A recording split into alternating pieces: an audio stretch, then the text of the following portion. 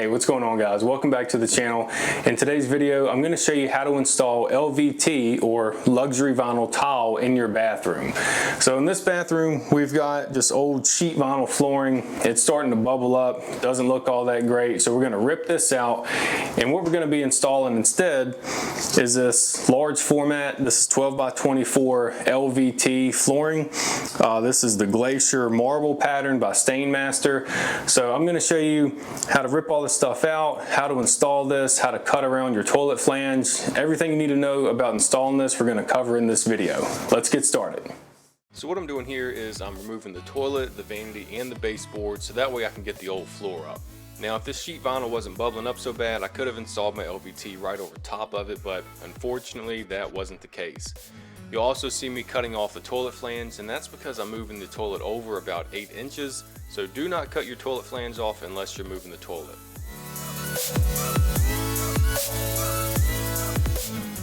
Alright guys, so we got the floor cleaned out, we got all the staples removed, we got our toilet drain moved over 8 inches. You can see right here we used the plug that we cut out here to fill this hole. So now what we're going to do is we're going to go ahead and start laying out our LVT. Now, one of the things you want to consider when you're doing this is your starting row and your end row, right? So if you start with a full piece of this and then you work your way down to the end, how big of a piece are you going to have at the end? So you want to consider that before you start laying this out, because what you don't want is when you get to the end here to have a little sliver of a piece going up against this wall and a full piece here. I mean, it's not going to hurt anything, but it's just not going to look that great either. So you can either measure the width of your tile and measure the width of your wall or your room. Take that measurement, divide it by the width of your tile, and that'll kind of tell you how much of that last piece is going to be remaining. Or what you can do, if you're in a small space like this, you can just lay it out and you'll get to see exactly how big that last piece is going to be. So that's what we're going to do. So what we would do is just put it in place as though we were actually installing this. And so this would be our last row. So as you can see, we're going to have almost a full sheet here. We've got about maybe an inch or so that we're going to have to rip off of this. So I'm happy with that. You're not even really going to be able to notice it. So it's going to look like nothing but full tiles being laid out in here. So if you got to the end, let's say you laid this out and you got to the end and you had something like this, where you just have like a 1-inch section, a 1-inch strip that you're going to be putting in there. If you're not happy with that, all you would have to do is your first row, don't install a full sheet, rip that down some, and then that'll allow you to be able to push this back and get you, a bigger size piece for your end row. So we're going to go ahead and get started installing this LVT. Alright, so we're ready to install our first piece, but before we do that, I want to show you which part goes up against the wall. So you've got a tongue side and a groove side. So the bottom here, this is the groove side, and the top, this is the tongue side. So the tongue part is what snaps into the groove side. So we'll start with the tongue up against the wall. The groove will be at the bottom, and that way when you install your next piece, the tongue will snap into here. Now you also need to be aware that you have to leave some spacing around this to allow for expansion and contraction. So you're going to want to pick you up some of these spacers. Now you can use the wedge style, they're pretty cheap, but they just don't work that well. So invest in some of these. They're not that expensive, and it's going to make your life a whole lot easier because they'll actually stay in place. So we're just going to put these every so often, maybe 2 per tile, and then probably 2 on this side as well. And that's going to give us the spacing that we need to allow this tile to expand and contract. So as you can see with this first piece, we've got it in. So now our second piece, you know, we're already having to contend with this drain. So all you're gonna have to do is just kind of the same thing, just put your tile spacers up top, and that'll give you the appropriate spacing from here out. And we're gonna mark this kind of just where the edge of this pipe is. We're just gonna kind of eyeball it because it's gonna be covered up anyways. This doesn't have to be perfect. So we're gonna eyeball it this way, make a mark, and then what we're gonna do is take that back out and hold it up this way and make a mark here. So this is kind of showing us that this area, from this mark to this mark, this is what's going to have to be cut out to make room for this drain. So you could probably get away with just doing a square knots, but I'm going to go ahead and round it. I'm going to use a jigsaw, and I'll show you how to do that. All right, so you can see I made a mark here and here, and then I just filled that in with a pencil just to give me a reference point. Again, this doesn't have to be perfect because it's going to be covered up by the toilet anyways. So we're going to go ahead and use this jigsaw and just cut that out. Now, if you don't have a jigsaw, you can use an oscillating tool. You can probably get this done with the razor knife, although this stuff can be a bit difficult to score and snap. So we're going to go ahead and use this and cut this out.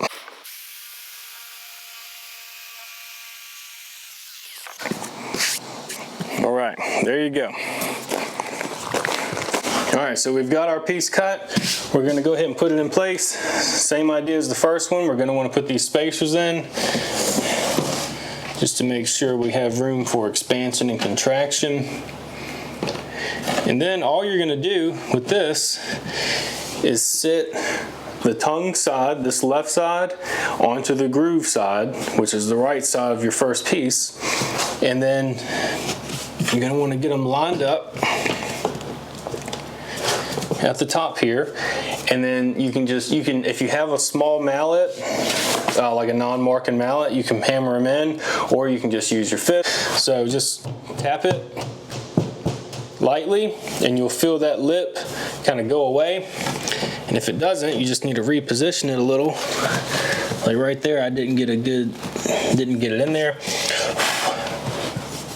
So I'm going to reposition it.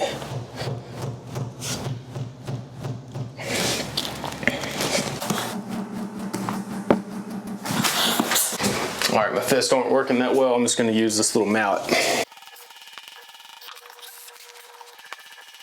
All right, so as you can see, we're good to go. There's no lippage here. So these spacers popped out, but we'll just put them back in place and make sure we're pushed up against the wall. Now this wall is at a square, so it may give us a little bit of an issue with this first row, but once we work our way past that, it should go pretty smoothly. All right, so we're at the end of our first row, and we've got to make a cut here. So when you mark this, you don't want to put your piece in like you normally would and then make a mark and then cut it here, because then you're not going to have anything on this end piece. You're going to cut the tongue off. You're not going to be able to snap it into that groove. So what you need to do is rotate your piece around, butt it up to the wall, but leave, you know, a 1/4 inch gap. And then you can make a mark right here on this tile at the end of this tile. So not at the end of the groove piece, but at the end of the actual tile itself. So you'll make a mark here, and then you can cut it. Now I'm going to use a miter saw. You could probably just score this, like if you had a big speed square, score it with the razor knife and snap it like you would just vinyl plank flooring. But since this is so wide, I'm just going to use the miter saw. You could also use a circular saw if you don't have a miter saw, or a jigsaw, whatever you got. So I'm going to take this to the miter saw and cut it, and then I'll show you how to install it. All right, so here's the piece we cut at the miter saw, and it's the same concept. We're just going to put it in place. Line your back edge up with the back edge of the previous piece. Let it drop. I'm going to put these spacers in, And you don't need to put spacers at the end because you already allowed for that 1/2 inch gap. So I'm going to go ahead and tap this down and we'll be ready to start our next row. All right, and when you start your next row, you got a few options. If the piece you cut off your first row is big enough, you can use that as a starter piece for this row. However, if you're going for a certain pattern or look, then you're going to have to cut the first piece of this next row. So for us, we want the pattern we want is kind of like I guess a subway tile pattern, where the second row is going to start midway of the first piece right here. So I'm going to take a piece of this LVT, cut it in half, and I'm going to use that for my first piece here. All right, so we got our piece cut in half. You're gonna put the cut side up against the wall, or in this case, the tub. And then to lock it into the piece above it, again, you're just gonna insert the tongue side into the groove. So you're gonna hold it in at an angle and get everything lined up how you want it.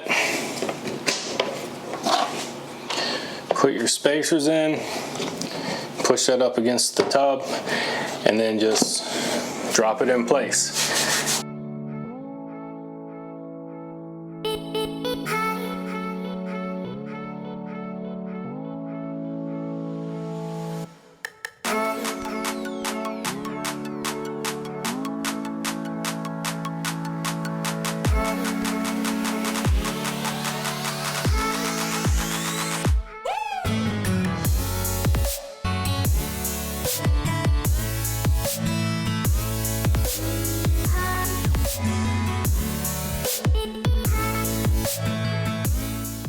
Now typically with the vinyl tile, you don't need any type of tapping block, but as you can see here, this door jamb is keeping us from lifting this piece up at an angle and snapping it in to the row above it. So what we're gonna have to do is get a tapping block and just lightly tap this so that way it'll lock in place up here, close that gap, and then we should be able to hammer this down and get that flush. So this is the tapping block. I'm just going to use the side with the smaller profile, put that on the edge, and just lightly tap it to get it to lock in place. There you go. So we're locked in. We'll go ahead and hammer this down and roll on. All right, so when you get to a spot like this where you've got a door jamb to contend with and a transition strip, first thing you're gonna do is go ahead and cut this piece to length like we've been doing. So I've already done that. So we got a little bit of a gap between the transition strip and the flooring. But you can see when we try to slide this in place, it's catching on the framing that's underneath this door jamb. So what we're gonna have to do is trim this out. So all you need to do is just mark it, so we can go back. If we butt this up, we've got about an inch between this tile and then the door jamb here. So we're gonna go back an inch and then over probably about 2 inches, right to about there, because we don't want to cut too much off, because then the part that we cut is going to be visible and it's not going to be a very clean look. So we're going to go back about an inch here and 2 inches that way, and then we'll notch that out and it should slide right underneath this door jamb. All right, so I notched this piece out and it's still not going. So when I look under here, there's actually some debris, I think, from the old floor. So what I'm gonna do is take the oscillating tool and just cut this out some more, and then we should be able to slide this piece in place. All right, so as you can see, we had to use a tapping block again to get that in place, but like I said, normally you don't have to use that for installing this, but when you've got these door jambs to contend with, you kind of have to do what you got to do to get it in place. So we got that in. We're going to roll on to the next section.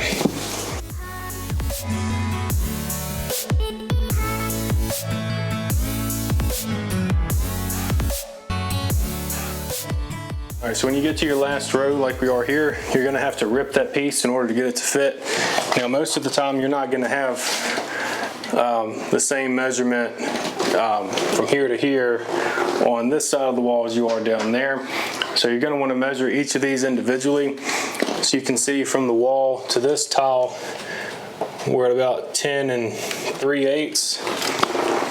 And And then if we come down here and measure, we're right at 11 inches. So it's narrower down here than it is on this side of the wall. So you're gonna have to cut each of your tiles individually to make sure you get a good fit. So from here to here, like I said, we're at 10 3/8, and then to the end of this tile, we're at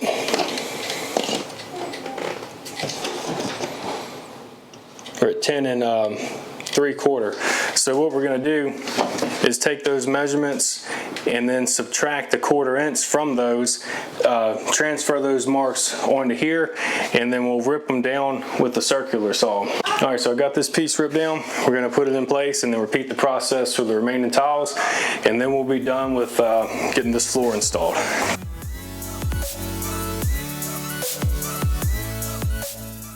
Alright, so after I got the rest of the flooring put in, I had to reinstall the toilet and the vanity. I also had to put in my baseboard and quarter round, and because we're working in a bathroom, I decided to use PVC instead of wood, just because the PVC won't absorb water and rot over time. After I got the trim installed, I caulked everything up, cleaned the floor, and I was done. Now I do have some other videos on how to install a bathroom vanity top and how to cut and caulk PVC trim, so check out the description if you're interested in watching those.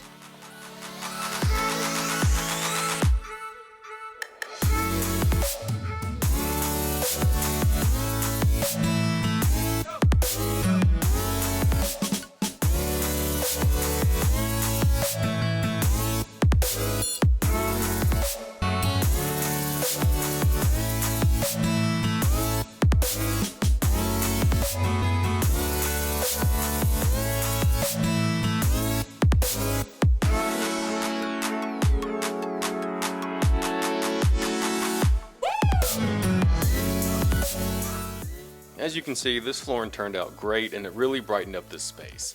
If you guys have any questions or suggestions on videos you'd like to see me do next, feel free to leave them in the comments below. Until next time, take care and God bless.